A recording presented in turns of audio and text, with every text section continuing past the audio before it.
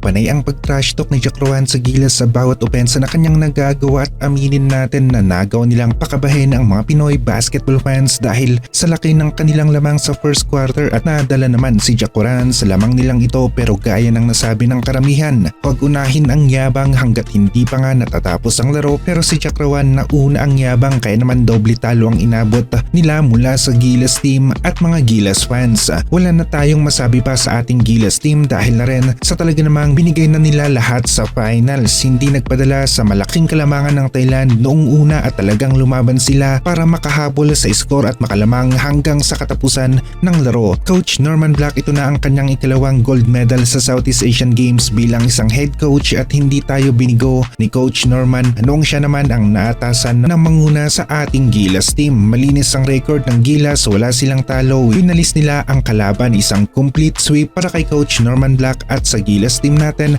At para naman sa team ng Thailand, isang paalala lang na hindi pa ito ang best Gilas na meron tayo at kulang pa ang kanilang ensayo. Home court pa ng kalaban na Thailand pero wala pa rin silang nagawa. Tagumpay ang Gilas ni Coach Norman Black na halos wala ngang sapat na preparasyon pero nagawa pa rin nilang makuha ang championship title dito sa Southeast Asian Games. Maturite ang unang bumitaw ng tres sa corner, pasok ang kanyang tira tapos nakabingwit pa ng foul sa sumunod na play na naglagay naman sa kanya sa free throw line. Poy Eram rebound bago ang putback. Malakas rin itong si Poy Eram dito sa Southeast Asian Games at tandaan natin na isa siya sa veteran Gilas bigs natin maliban kina Junmar at Japet. Siya rin ang isa sa mga player nga na nakaalalay kapag may injured noon kina Junmar o Japet Aguilar. Maganda yung play na nakita natin na isahan ni Napoy ang depensa ng kanilang kalaban para sa easy basket. Jamie Malonzo ang isa sa top scorer natin sa finals ng Southeast Asian Games. Kita naman natin ang hang time na kaya niyang gawin. Talaga namang bagay rin sa kanya ang Air Malonzo. Balak ng Jack Rowan na sirain ang laro ng Gilas. Mind games ang isa sa ginagawa niya, panay ang pag-trash talk sa bawat galaw niya na nalalamangan niya ang mga ibang players ng Gilas. Pero yun nga lang, mas masakit ang talo nila yung panay trash talk ka tapos hindi pa tapos ang laro. Ayan tuloy, Gilas nakahabol at nakalamang sa score. Pagkatapos ng oras sa fourth quarter, sila ang nanalo. Manzano kahit nadidihado sa shaded area pero may bitaw rin, nagagawa niyang maiskuran ang depensa ng Thailand kahit na itong si Jack Rowan pa ang nakabantay sa kanya. Dalf Panopio ang isa sa nag-stand out na player noon ng batang Gilas na libre sa tres ngayon, pasok ang tira at hindi pa kumukupas. Itong si Dalf Panopio, asahan natin na isa siya sa magiging reserva sa main Gilas team natin. Matibay-tibay rin itong si Poy Eram, kagagaling lang ito sa ACL injury pero nakikipag-compete kaagad sa ilalim. Parang hindi nga rin galing sa injury ang Gilas bigman na ito. Kita naman natin sa galaw o reaksyon ni Jack Rowan kung gaano kahangin ang player na ito pero yun nga, talo pa rin sila. Eram sa mid-range na libre, nasa kanya pa rin yung shooting ng isang bigman na maaasahan natin. Robert Boli gumawa ng espasyo, fade away, hindi nakasabay si Big Boy, may kabagalan at malayo na ang agwat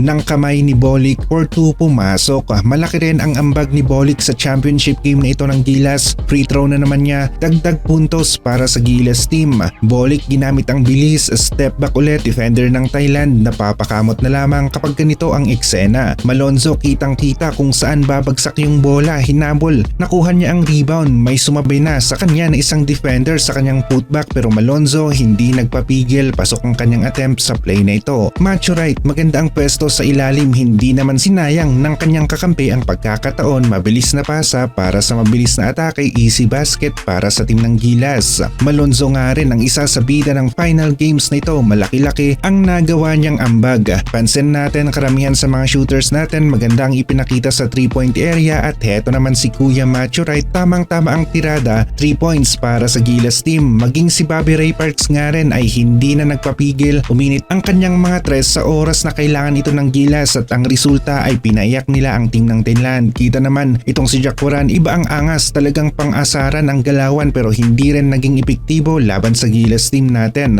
Dalf Panopio sa free throw line, pumasok at nasundan pa ito ng isang shooters bounce, tres na naman ang naidagdagan ng isang Dalf Panopio sa score ng Gilas. Malonzo, masasabi natin na siya talaga ang isa sa nag-step up sa mga Gilas players natin nung kinailangan ng Gilas ng masasandalan sa mga crucial minutes ng laro. May kanya-kanya namang pagkakataon ng mga iba nating manlalaro kagaya ni Terdy na kung saan naisahan niya ang kanyang defender. Fake muna, konting lapit sa basket at nagkaroon ng opening. Sureball na, paboard na tira ang ginawa ni Terdy sa play na ito. Solid teamwork rin ang nakita ipapakita natin sa Gilas team na ito at hindi nila tayo binigo. Tayo pa rin ang Team Australia dito sa Southeast Asian Games. Manzano nagpakita ng footwork, umikot lang ng konti laban kay Jacoran at nagawa niyang makapuntos laban sa pinagmamalaking big man ng Thailand. Nalilito na nga ang ating kalaban na Thailand maging sa pag-rebound, hindi na nila alam pa ang kanilang ginagawa at offensive rebound para sa Gilas, tapos pasa kay Macho Wright, tira ng tres, pasok para sa Gilas team. Malonzo hindi na hinintay pa ang kanyang defender. Alam niya na maganda ang kanyang kondisyon, in rhythm ang galawan niya sa larong ito, kitang-kita naman sa bitaw, swak na swak ang tres ni Malonzo. Maging sa pag-atake nga sa loob ng paint, Jamie Malonzo nakakalusot, baliwal ang depensa ng long hair na Bobelga ng Thailand at nagtuloy-tuloy na ang magandang laro ng Gilas hanggang sa matapos ang oras sa 4th quarter. Ang iniiwasan talaga natin sa Southeast Asian Games ay ang mga upset kagaya nga noong tinalo tayo ng Indonesia noon sa championship game. Ayaw natin na maulit ito dito sa SEA Games.